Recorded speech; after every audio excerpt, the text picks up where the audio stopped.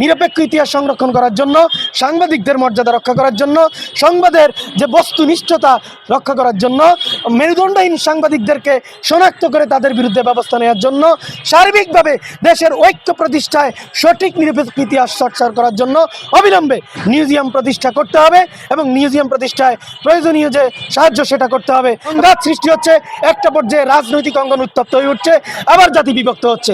তো কাজেই আপনারা অবশ্যই এই যে মুক্তিযুদ্ধ মন্ত্রণালয়, এটার চাইতে অনেক বেশি জরুরি হচ্ছে এই মিউজিয়াম প্রতিষ্ঠা করা। কারণ মিউজিয়াম যদি প্রতিষ্ঠিত হয়, ইতিহাসের এই ক্রেডিটবাজিগুলো অনেক কমে আসবে এবং সংঘাতের যে সোর্স এটা অনেকটাই মিটিগেট হয়ে যাবে। এই মিটিগেট যেন হয় সেজন্য আজকে জুলাই মঞ্চ, যেহেতু তার একটা স্লোগান ভিন্ন দল ভিন্ন পথ, দেশের প্রশ্নে ঐক্যমত, যেহেতু জুলাই মঞ্চ মূলত জাতির ঐক্যের জন্য কাজ করছে, বিভক্ত জাতিকে একত্রিত করে তার লক্ষ্যে নিয়ে যাওয়ার জন্য সংগ্রাম করে যাচ্ছে, সেজন্য জুলাই মঞ্চ দেখেছে যে এই জায়গাটা যদি ঠিক করা যায় তাহলে জাতির অনেক বড় একটা সংযোজন হবে। এইটার কাজ করার জন্য দীর্ঘদিন আমাদের যুগ্ম আহ্বায়ক জনাব মাসুম বিল্লাহ ভাই 1 বছর ধরে কাজ করে যাচ্ছেন এবং তিনি অসংখ্য জায়গায় গিয়েছেন এটার জন্য, একটা ছাড়পত্রের জন্য।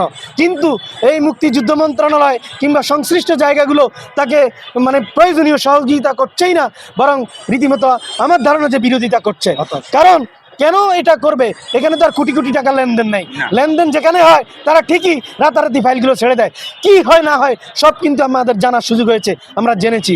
সেজন্য আজকের সংবাদ সম্মেলন থেকে আমরা দ্ব্যর্থহীন কণ্ঠে বলেছি, অবিলম্বে ইতিহাসের নিরপেক্ষ ইতিহাস সংরক্ষণ করার জন্য, সাংবাদিকদের মর্যাদা রক্ষা করার জন্য, সংবাদের যে বস্তুনিষ্ঠতা রক্ষা করার জন্য, মেরুদণ্ডহীন সাংবাদিকদেরকে শনাক্ত করে তাদের বিরুদ্ধে ব্যবস্থা নেওয়ার জন্য, সার্বিকভাবে দেশের ঐক্য প্রতিষ্ঠায় সঠিক নিরপেক্ষ ইতিহাস চর্চা করার জন্য অবিলম্বে মিউজিয়াম প্রতিষ্ঠা করতে হবে এবং মিউজিয়াম প্রতিষ্ঠায় প্রয়োজনীয় যে সাহায্য সেটা করতে হবে এবং অবিলম্বে মন্ত্রণালয় থেকে একটা ছাড় দিতে হবে।